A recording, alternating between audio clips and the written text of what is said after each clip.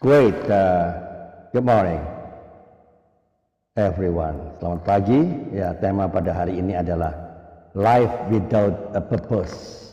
The devil will determine the direction of your life. Ya.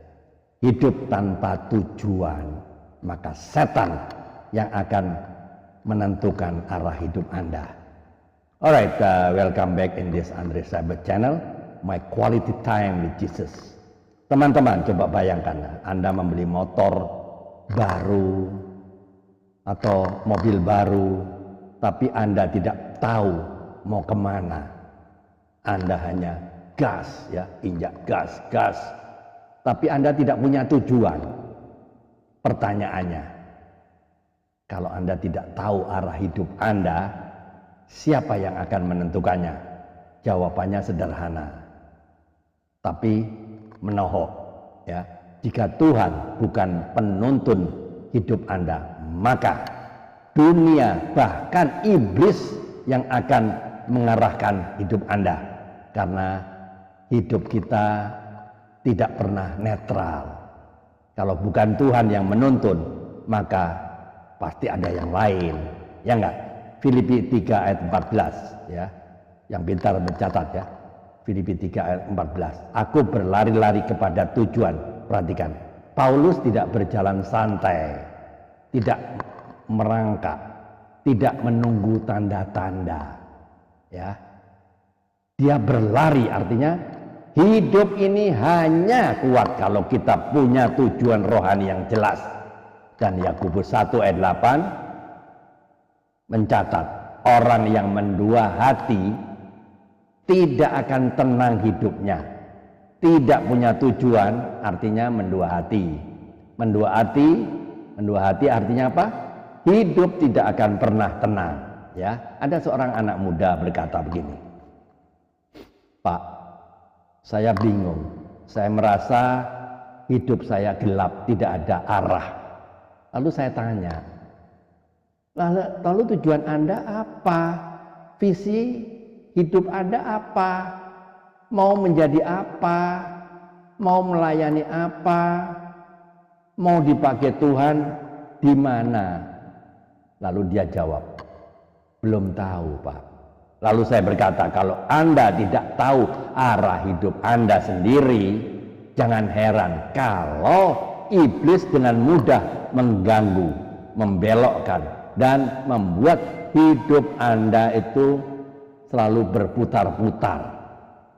Ibarat orang mau pergi ke Semarang tapi naik bus yang jurusan Surabaya. Ketika sampai di terminal, dia bilang, loh, kok bukan Semarang?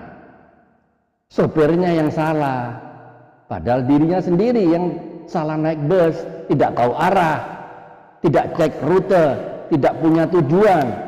Teman-teman, kadang kita seperti itu, salah arah, tapi menyalahkan Tuhan, kecewa sama Tuhan, mutung, patah hati, kecewa.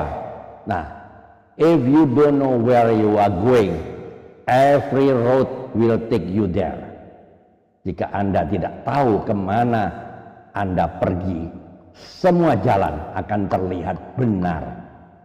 Ya, purpose is the compass of the soul. Tujuan adalah kompas bagi jiwa. Ya. An unclear purpose is an open door for the enemy. Tujuan yang tidak jelas adalah pintu terbuka bagi musuh. Ya. Inilah pentingnya. Konsistensi beats talent. Konsistensi itu mengalahkan bakat. Kita lihat, ya, tokoh Alkitab, ya, Yosua. Yosua itu hidup dengan tujuan yang jelas. Yosua berkata, aku dan seisi rumahku akan beribadah kepada Tuhan. Tujuannya jelas, melayani Tuhan. Hidupnya kuat, teguh, dan tidak mudah digoncangkan. Saul beda. Saul hidup tanpa tujuan, mudah dibelokkan. Raja Saul awalnya kan dipilih Tuhan, tapi dia sendiri tidak punya tujuan rohani yang jelas. Ia jadi mudah marah, mudah tersinggung, mudah iri, mudah dipengaruhi. suara-suara manusia. Akhirnya hidupnya hancur. Daniel tujuannya hanya Tuhan. Daniel punya satu tujuan, tetap menyembah Tuhan sekalipun ada ancaman, karena tujuannya jelas. Ia tidak bisa dikendalikan oleh dunia. Teman-teman, izinkan saya bertanya pelan-pelan ya. Ketika Anda bangun pagi, apa yang Anda kejar? Mengapa Anda hidup? Kemana arah pelayanan Anda? Waktu Anda habis untuk apa? Kalau kita tidak menjawab ini, maka dunia akan menjawabnya untuk Anda. Jadi pesan moralnya, orang yang hidup tanpa tujuan dari Tuhan, ya, pasti akan mengalami hati yang tidak stabil, iman yang naik turun, semangat yang cepat padam, kekhawatiran yang selalu berulang-ulang, mudah dibelokkan oleh dunia, tidak pernah puas, tidak pernah tenang. Tapi orang yang hidup dengan tujuan ilahi akan mengalami langkah yang terarah, hidup yang lebih damai, keputusan yang bijaksana, lebih mudah mendengar suara Tuhan, waktu yang lebih efektif, dan melihat mujizat Tuhan di tengah proses kehidupan. Teman-teman, maka closing statementnya, teman, Tuhan tidak menciptakan Anda untuk hidup tanpa arah. Tuhan memberi Anda panggilan, tujuan, dan lomba rohani untuk diselesaikan. Karena itu, jangan biarkan dunia menentukan langkah Anda. Jangan biarkan iblis mengarahkan hidup Anda. Tetapkan tujuan rohani Anda dan berlarilah bersama-sama dengan Tuhan. Teman-teman, mari jawab jujur ya pertanyaan ini. Jawab jujur dan renungkan masing-masing. 1. Tujuan rohani apa yang sedang Anda kejar dalam hidup Anda saat ini? 2. Arah mana dalam hidup Anda yang paling mudah untuk dibelokkan oleh dunia? 3. Apakah Anda konsisten dalam doa, firman, dan pelayanan? 4. Apa satu langkah kecil yang harus Anda mulai hari ini untuk kembali ke tujuan ilahi? Nah, tolong jawab jujur dan renungkan ya. Amin.